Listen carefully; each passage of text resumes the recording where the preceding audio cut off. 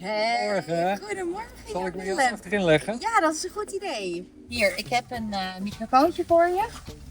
Hey, maar Jan Willem, hartelijk welkom. Dankjewel. Driving with the Legends. Ik ben zeer vereerd. Ja. Dankjewel.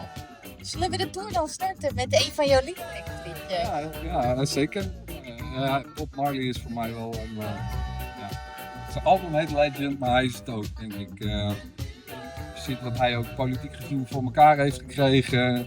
Ja. Mensen die echt felle tegenstanders van elkaar zijn, toch bij elkaar brengen. En ja, als je goed naar zijn teksten luistert, dan is bijna elk woord raak. En dat vind ik het mooie aan Bob Marley.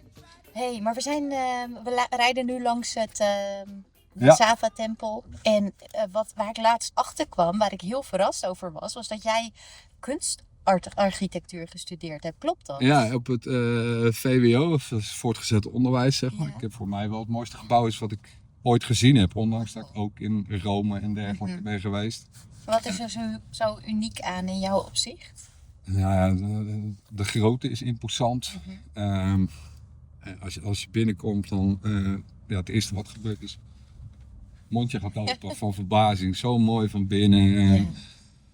Zoveel details. Ja, misschien zit er een beetje Servisch bloed al. Ja, zie je? Och jij, heb je een rakje meegenomen? Ik heb Rakia voor ons meegenomen. Oké, dan moeten we dit er wel even Wekkie uitknippen. Oh, Slivovica. lekker. Moeten we dat eruit knippen of niet? Of course. Oké, perfect. Zullen we even proosten? Ja, Proost! lekker. Een van jouw routines is dat jij stiekem een sneakerliefde hebt. Klopt dat? Je kunt het routine noemen. Ik denk dat sommige mensen, als ze bij mij thuis zijn, het een ziekte noemen. Ja, ik heb best wel een behoorlijke schoenentik, noem ik het maar even. Ik denk dat ik inmiddels meer dan 200 paar thuis heb. Dat meen je niet.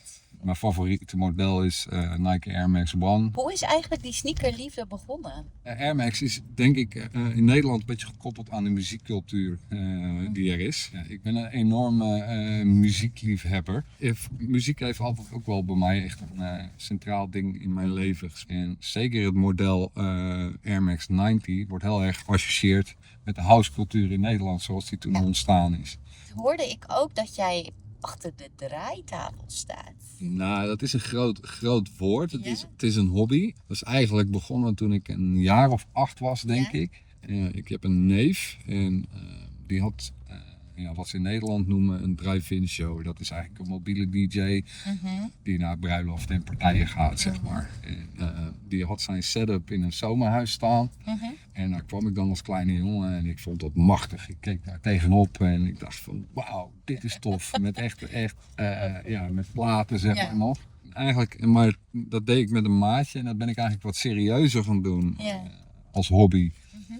Ik denk rond 2004. Mogen wij jouw DJ-naam weten? Dat was vroeger DJ Dino. DJ Dino? Dat is op zich ook een verhaal op zich.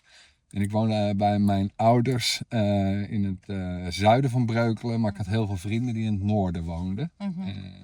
Ik ging altijd samen met een vriend van mij op de scooter naar het noorden om daar te basketballen, om te voetballen. Hij had zo'n hele oude Vespa.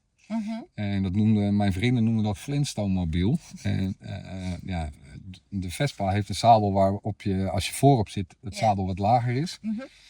En achterop zit je wat hoger. En ik zat achterop.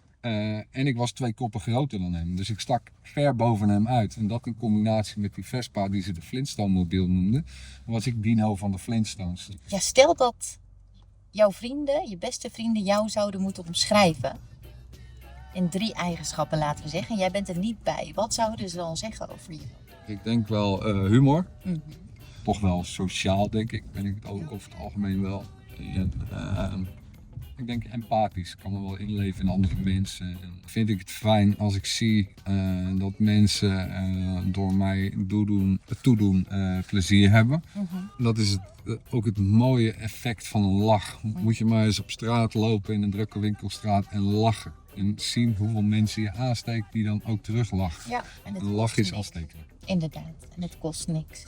Super. Jan Willem, nogmaals bedankt. Ja, En graag gedaan. Maar was dit hem? dit was een high five. De eerste Heel gezellig. aflevering van de Wiki Legends. Heel gezellig.